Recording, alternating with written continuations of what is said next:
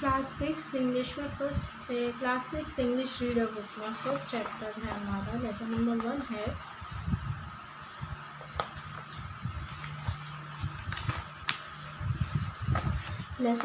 है अ Nations strength, मतलब देश की शक्ति। नेशंस स्ट्रेंथ मतलब क्या होता है, किसी भी देश की शक्ति। इस चैप्टर में हम पढ़ेंगे कि किसी भी देश की शक्ति कैसे बनती है। ये एक पोयम है, ठीक है। सबसे पहले हमें बताया गया a country is always as great as its resources. एक जो देश होता है वो उतना ही महान होता है जितने उसके रिसोर्सेज महान होते हैं, स्रोत उसके महान होते हैं। It's minerals, water, forest resources do not enrich a country, but it is the people who are the most valuable resource। जो मिनरल्स, वाटर, पानी, फॉरेस्ट रिसोर्सेज, ये सब एक कंट्री को इनरिच मतलब एक कंट्री को धनवान नहीं बनाते, पर वहाँ के लोग, उस देश के लोग, जो भी देश में पाए जाने मिनरल्स, वाटर, फॉरेस्ट रिसोर्सेज, ये सब एक देश को महान नहीं बनाते, एक देश को धनवान नहीं बनाते, बट वो वहाँ के लोग होते हैं जो सबसे ज़्यादा अमूल्य रिसोर्स होते हैं, जो कि एक देश को धनवान, मजबूत बनाते हैं, ठीक है। It is the people who can take the country to great heights. ये वहाँ के लोग होते हैं जो किसी भी देश को सफलता की ऊंचाइयों तक पहुंचाते हैं, मतलब सफलता उस देश के लोग ही, किसी भी देश के लोग ही होते हैं जो अपने देश को महान बनाते हैं, अपने देश को सक्सेसफुल बनाते हैं, अपने देश को सफल बनाते हैं, ठीक है। बस पोएम है not gold but only man can make a nation great and strong. ना तो सोना पर सिर्फ वहाँ के लोग ही अपने देश को ग्रेट मतलब महान और स्ट्रॉन्ग मतलब मजबूत, ना सोना नहीं बट अपने जो सोना चांदी होता है, नॉट गोल्ड यहाँ पे मतलब है सोना चांदी नहीं, पर वहाँ के लोग ही ऐसे होते हैं जो अपने देश को महान और मजबूत बनाते हैं। Man who fought with the honour sake stand far and suffer long. ऐसे व्यक्ति जो अपने ट्रुथ मतलब सच्चाई और ऑनर मतलब सम्मान, ऐसे लोग जो अपने सच्चाई और सम्मान के खातिर, सेक मतलब खातिर, ऐसे लोग जो अपने सच्चाई और सम्मान के खातिर खड़े रहते हैं, उन्हें बहुत कुछ सहना पड़ता है, ठीक है। Brave man who work while others sleep, who dare while others fly, ठीक है। ब्रेव मैन जो बहादुर व्यक्ति कौन होते हैं कि जब सब सो रहे हो वो अपने देश के लिए काम करें, उनकी सुरक्षा के लिए काम करें, उनकी सेफ्टी के लिए काम करें। Who dare by others fly, जब दूसरे कुछ काम कर रहे हो, जब दूसरे व्यक्ति कुछ काम कर रहे हो तो ब्रेव मैन उनकी रक्षा का दायित्व अपने कंधों पर, मतलब उनकी रक्षा करते हैं, उनकी सुरक्षा करते हैं, ठीक है। They will the nations pillar deep and lift them to the sky. यही अपने देश के जो स्तंभ है मतलब खंभे हैं, मतलब अपने देश की जो जड़ें हैं उनको मजबूत बनाते हैं, उनको गहरा बनाते हैं और उसको आसमान की ऊंचाइयों तक ले जाते हैं, ठीक है। इस पोयम में क्या बताया गया है हमें कि देश के बारे में बताया गया है कि एक देश की शक्ति क्या होती है एक देश की शक्ति। वहाँ के लोग जो काम करते हैं उसी से उस देश की शक्ति, मजबूती, उसी काम से वो देश धनवान बनता है। ना सोना चांदी ना कुछ किसी चीज़ से धनवान नहीं बनता, बट वहाँ के देश से वो वहाँ के लोगों से, उस देश के लोगों से वह देश मजबूत और महान बनता है, ठीक है। ये पोएम कितने लिखी है, विलियम राल्फ इमर्सन ने, ठीक है। अब आगे हम देखेंगे आगे क्या है इसमें। न्यू वर्ड्स है ऑनर मतलब क्या होता है, रिस्पेक्ट मतलब सम्मान, किसी का सम्मान करना। सफ़र टू एक्सपीरियंस पेन, इलनेस और इंजरी। सफ़र का मतलब क्या होता है, टू एक्सपीरियंस पेन, इलनेस और इंजरी मतलब पीड़ा भुगतना, जो हमें दर्द होता है ना, दर्द को हम सहन करना, ठीक, किसी भी दर्द को सहन करना। डेयर मतलब हिम्मत, किसी काम को करने की हिम्मत। करेज, कॉन्फिडेंस, ठीक है। Pillars, large poles that help to hold something, बहुत बड़ी बड़ी चीज़ें जो किसी चीज़ को पकड़े रखने के काम में आती हैं, क्या, खम्बे, ठीक है। अब है एक्सरसाइज, ओरल एक्सरसाइज है। पहले recite the poem Nations strength, हमें वो पोएम नेशंस स्ट्रेंथ पढ़नी है। Describe the given pictures in your own word, ये हमें पिक्चर दी गई है, इसको हमें अपने शब्दों में समझाना है, डिस्क्राइब करना है कि इस पिक्चर में क्या बताया गया है। देखो यहाँ पर क्या बताया हमें, रेड फोर्ट बताया गया है, सोल्जर्स बताए गए हैं, ठीक है। हमें यहाँ पर क्या कहते हैं, लोग वाग दिखाई दे रहे हैं, यहाँ पे एक परेड चल रही है, ठीक है। तो ये 15 अगस्त का हमें इंडिपेंडेंस डे का सीन बताया गया है। This is the scene of independence day, ये एक इंडिपेंडेंस डे का सीन है, ठीक है। Soldiers are doing their parade, soldiers जो हैं, जो सिपाही हैं, जो सैनिक है, वो अपनी परेड कर रहे हैं। While their head giving them an salute, और जिनके हेड है वो उनको सैल्यूट कर रहे हैं। People are watching the parade and enjoying it, जो लोग बाग हैं वो इस परेड को देख रहे हैं और इन्जॉय कर रहे हैं, ठीक है ना। और our national flag is hoisted on the Red Fort, जो हमारा नेशनल फ्लैग है, हमारा जो राष्ट्रीय ध्वज है वो रेड फोर्ट लाल किले पर फहराया गया है, ठीक है, ठीक है। हम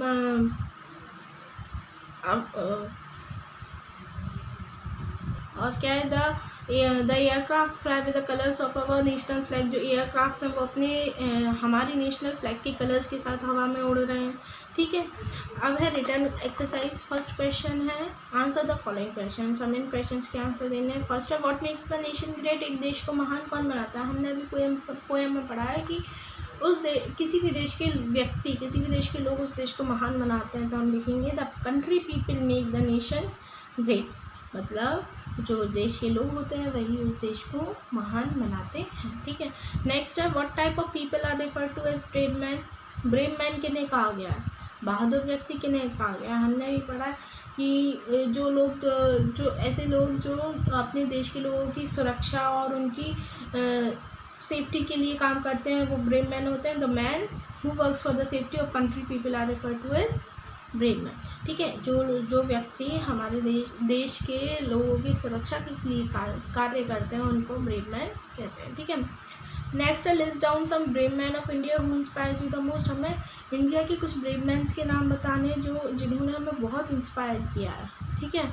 तो आप इसमें कुछ भी लिख सकते हैं, जो ऐसे व्यक्तियों का नाम हमें लिखना है जिन्होंने हमें इंस्पायर किया, कुछ करने के लिए प्रेरित किया, ठीक है। तो हम अपने फ्रीडम फाइटर्स के नाम लिख सकते हैं, रानी लक्ष्मीबाई, तात्या टोपे, मंगल पांडे, महात्मा गांधी, सुभाष चंद्र बोस, ठीक है।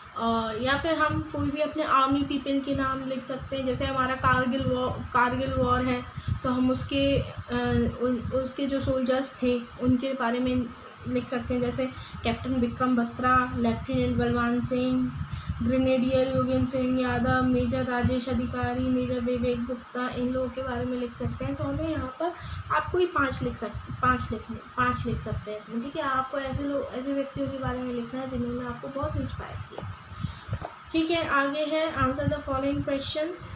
Question number 2, answer the following questions. First है which noun names that can not be touched और सीन, ऐसे नाउन नेम्स कौन से होते हैं जिनको हम टच नहीं कर सकते और देख नहीं सकते, जिनको हम छू नहीं सकते और देख नहीं सकते, तो कौन से होते हैं।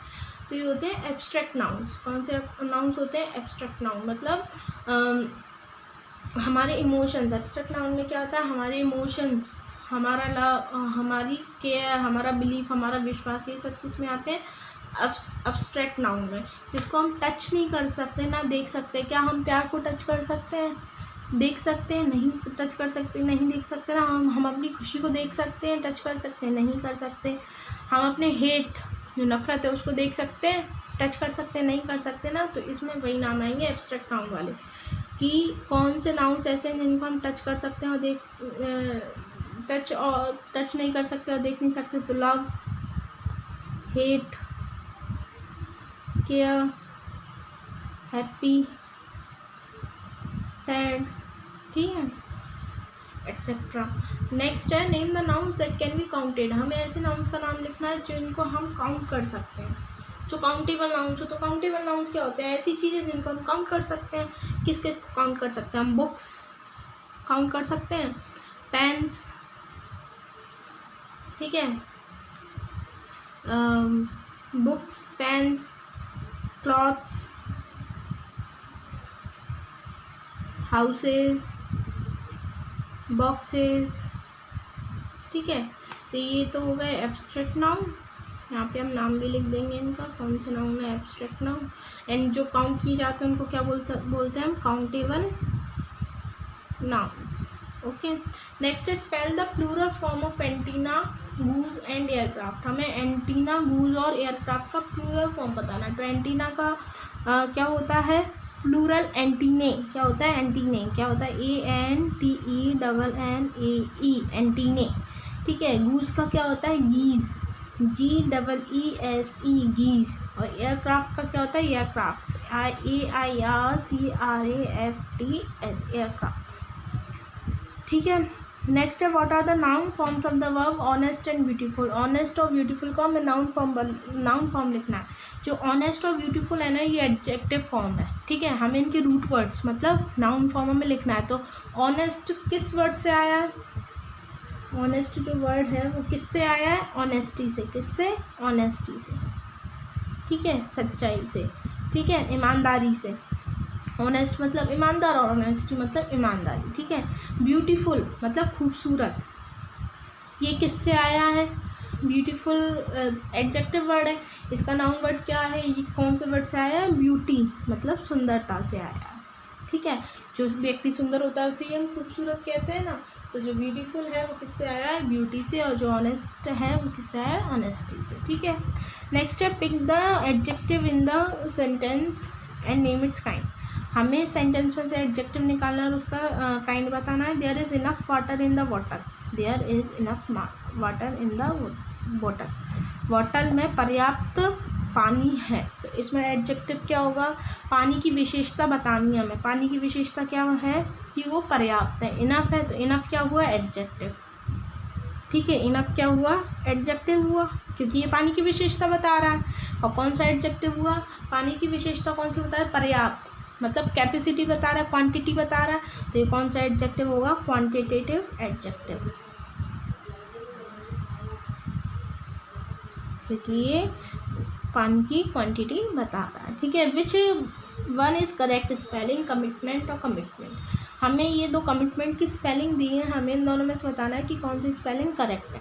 तो कमिटमेंट करेक्ट है कि COMMITMENT करेक्ट है, या COMMITTEMENT करेक्ट है। कौन सी करेक्ट है, COMMITMENT, कमिटमेंट, ये सही है। ठीक है। अब नेक्स्ट है answer the question that follows the pair of sentences. हमें इन पेयर ऑफ सेंटेंस को पढ़ के नीचे क्वेश्चन दिया है, उसका आंसर करना है। Shyam always forget to greet his parents. Shyam हमेशा अपने माता पिता से मिलना भूल जाता है। ठीक है। Rohit never forgets to greet his parents. और जो रोहित है वो कभी भी अपने माता पिता से मिलना भूलता नहीं है। ठीक है। श्याम हमेशा अपने माँ बाप से मिलना भूल जाता है, पर जो रोहित है वो कभी नहीं भूलता है अपने माँ बाप से मिलना। तो which one of the two boys is well mannered. तो दोनों में से वेल मैनर्ड अच्छे संस्कारों वाला बच्चा कौन सा है, रोहित। तो हम क्या लिखेंगे, रोहित इज वेल मैनर्ड। ठीक है। नेक्स्ट है rearrange the words to form new words related to the body. इन वर्ड्स नीचे जो वर्ड्स दिए इनको हमें रीअरेंज करना है और ऐसे न्यू वर्ड्स बनाने हैं जो हमारी बॉडी से रिलेटेड हो। ठीक है। जैसे इंच को बनाया चिन, चिन मतलब हमारी थोड़ी। ठीक है। बिलो, बिलो से हम क्या बना देंगे, एल्बो, ELBOW, एल्बो मतलब हमारी कोहनी। वेट्स से क्या बना देंगे हम, वेस्ट, WAIST मतलब कमर। सिंक से क्या बना देंगे, स्किन, SKIN स्किन मतलब त्वचा। ठीक है। Next expected outcomes from lesson. क्या इस लेसन के क्या आउटकम्स है, first student should be able to recite the poem with proper voice modulation and expression in front of the whole class और इन मॉर्निंग असेंबली। जो बच्चे हैं उनको इस पूरी पोएम को रिसाइट करना आना चाहिए विद प्रॉपर वॉइस मॉड्यूलेशन के साथ, मतलब अच्छी आवाज़ के साथ, एक्सप्रेशन के साथ, पूरी क्लास के सामने या फिर मॉर्निंग असेंबली में। ठीक है, सबके सामने। सेकेंड है student should B inspired by the lives of the freedom fighters and should be motivated in their own life in a manner to set an example for others as they are the future citizens of the nation। जो students हैं वो उनको freedom fighters की life से inspire होना चाहिए और खुद को मोटिवेट करना चाहिए कि वो अपनी लाइफ में भी ऐसा कुछ काम करें जो दूसरों के लिए एक उदाहरण हो, क्योंकि वो किसी भी देश के फ्यूचर सिटीजन से आने वाले लोग हैं, ठीक है ना। इसी के साथ आपका ये चैप्टर कंप्लीट।